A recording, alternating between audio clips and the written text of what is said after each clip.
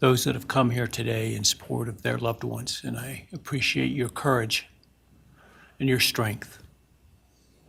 And I hope that you are able to move on as best as possible. Thank counsel for the professionalism that they've exhibited throughout this case. It has been my great honor to preside in this case and to help bring, to the extent possible, some resolution and hopefully justice to this case.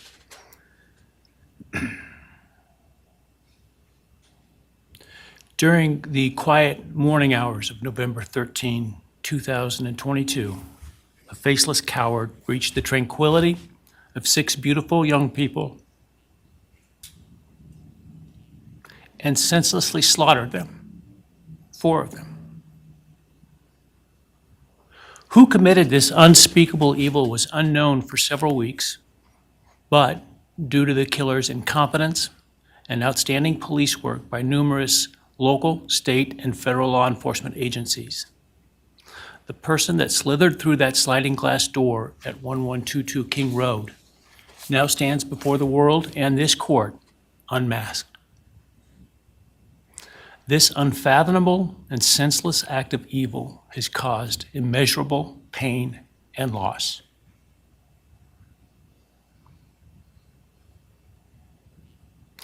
No parent should ever have to bury their child. This is the greatest tragedy that can be inflicted upon a person. Parents who took their children to college in a truck filled with moving boxes had to bring them home in hearses lined with coffins. The loss this killer inflicted was not just the death of these people's children, siblings, grandchildren, as we've heard today. It has ripped a hole in their soul, destroying a special part of their very essence. Any person who is a parent defines themselves foremost as such.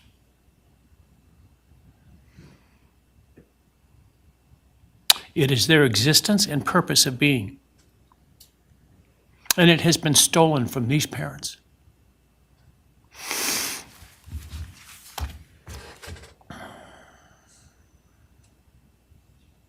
None of us have experienced the loss these victims have in the unspeakable way that they have. And therefore, none of us can, nor should we, question the way in which they have handled their loss. Whether that be in private mourning, removed as far as possible from this media circus, or in front of a camera demanding retribution with the loudest megaphone. I've listened intently to the stories and pain that have been shared today, with great awe at the courage and resilience of the surviving family members of those wonderful children. I've listened also to the surviving roommates, both in person and through their friends. And I can't think of how, frankly, courageous they have been despite the hell that they have faced by uncaring people who have come up with all kinds of crazy theories about 2 kids simply being kids. The parents, siblings, and other family members who have spoken today are designated as victims in our legal system. But going forward, I hope that they can shed that label, as it gives too much power to the evil that condemned them to that role. California homeowners, I want to buy your house right now, as is, no matter what condition. They are and should be known as survivors, fighters, and foremost as witnesses to the tremendous lives of value and unbounded promise of these 4 young people. But those speaking today and those who did not speak, but who carry the same burden, this same loss, now carry forward the memories of these now perpetually young people, these forever children. These survivors carry the responsibility of ensuring that the voices of these children, Maddie, Kaylee, Xana, and Ethan, are never forgotten And the positive impacts that they have had on so many lives are never minimized, and that the love they shared, the light that they shined onto others, is forever celebrated. As we sit here today, this case is ending, and we are now certain who committed these unspeakable acts of evil, but we don't know, and what we may never know is why. I share the desire expressed by others to understand the why, but upon reflection, it seems to me, and this is just my own opinion, that by continuing to focus on why, we continue to give Mr. Kohberger relevance. We give him agency and we give him power. The need to know what is inherently not understandable makes us dependent upon the defendant to provide us with a reason, and that gives him the spotlight, the attention, and the power he appears to crave. Yet even if I could force him to speak, which legally I cannot, how could anyone ever be assured that what he speaks is the truth? Do we really believe, after all of this, he's capable of speaking the truth or of giving up something of himself to help the very people whose lives he destroyed?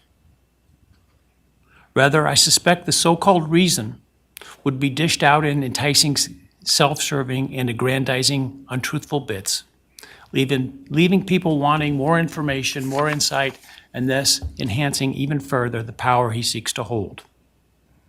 Even if we could get truthful insight, it would not in any way quench one's thirst for actually understanding why in the first instance. Because there is no reason for these crimes that could approach anything resembling rationality. No conceivable reason could make any sense.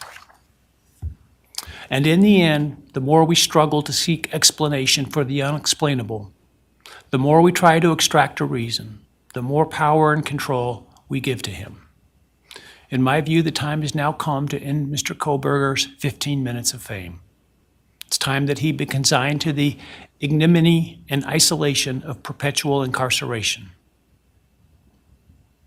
I know there has been concern about him collaborating on books or movies or other media projects, and I truly hope that someone does not stoop to affording him this spotlight that he desires in the name of clicks, royalties, or profits.